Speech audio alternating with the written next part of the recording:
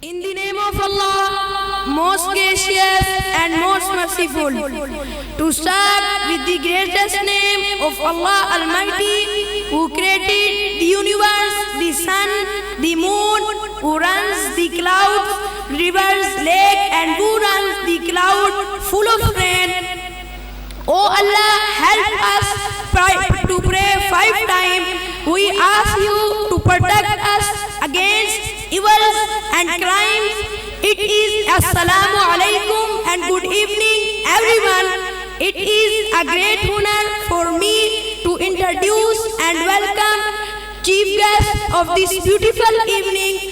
We sincerely welcome our honorable guest Maulana Qari Mazhar Iqbal Sahib, Qari Salamtullah Sahib, Qari Abdul Rahim Sahib. It is a pleasure that you all have come to this event. This gathering is designed to congratulate these children who complete their Hifz Quran. I appreciate these children, Hafiz Ahmad Munir, who complete their Hifz Quran. May Allah guide us to live our life with accordance to Holy Quran teaching. I will hope you all have to enjoy this event. Thanks and Assalamu alaikum wa rahmatullahi wa barakatuh.